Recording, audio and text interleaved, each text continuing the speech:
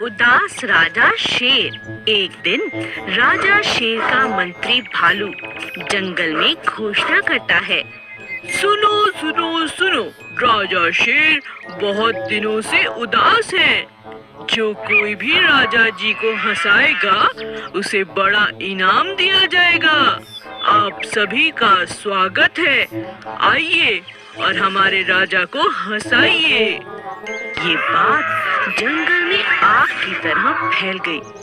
जंगल के सभी जानवर राजा को खुश करने के प्रयास करने लगे। सबसे पहले एक हाथी उन्हें खुश करने की कोशिश करता है। हाथी अपनी सूंड से तरह तरह के करतब दिखाता है, लेकिन राजा को हंसी नहीं आती। फिर बंदर की बारी आती है। मैं आपको हंसाने की कोशिश करता हूँ राजा जी।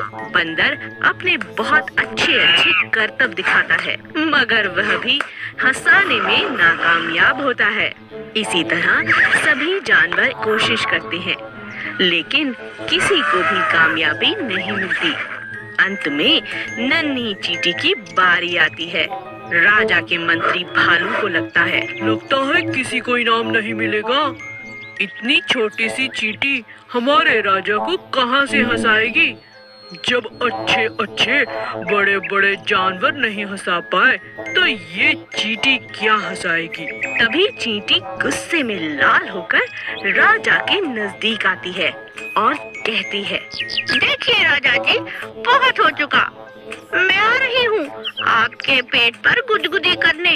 आपको तो फिर हंसना ही होगा। अपनी तरफ गुस्से में चींटी को आता देख राजा की हंसी निकल पड़ी। राजा को हंसता देख सभी जानवर हंसने लगे और नाचने लगे। चींटी को भी राजा ने बहुत सुंदर इनाम दिया। एक महल में राजा के पास एक सुंदर सफेद रंग का कबूतर था।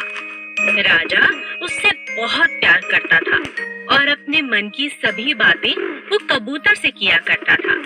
एक दिन कबूतर का दिल महल से बाहर जाने को हुआ। कबूतर उड़ता हुआ जंगल की तरफ चला गया, मगर आते हुए वह रास्ता भटक गया। राजा शाम तक कबूतर की राह देखता रहा।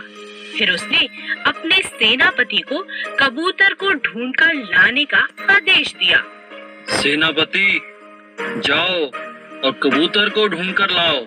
जो आज्ञा महाराज। बहुत ढूंढने पर भी सेनापति को कबूतर का कोई सुराग नहीं मिला। तब सेनापति को एक तरकीब सूझी और उसने एक कबूतर पकड़ा और उसे सफेद रंग में रंग दिया। जब वह महल में गया तो राजा उसे देखकर खुश हो गया और सेनापति को इनाम दिया। कुछ दिनों बाद उस कबूतर ने अंडे दिए। एक दिन जब उस कबूतर का अंडा फूटा तब उसमें से सफेद नहीं बल्कि दूसरे रंग का कोई और चूजा निकला। यह देखकर राजा को बहुत परेशानी और शक भी हुआ। उसने कबूतर से कहा, मैं बहुत खुश हूँ कि तुम्हारे चूजे बाहर आ रहे हैं, लेकिन एक बात बताओ, तुम्हारा और तुम्हारे चूजों का रंग अलग क्यों है?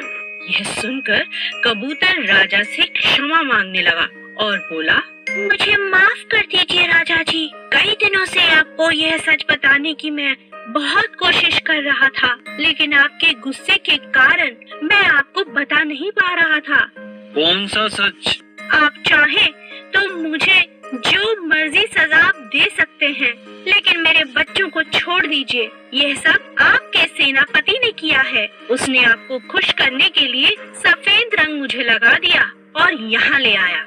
राजा कबूतर की ईमानदारी से बहुत खुश हुआ और राजा ने उस कबूतर को उसके बच्चों के साथ अपने पास रख लिया।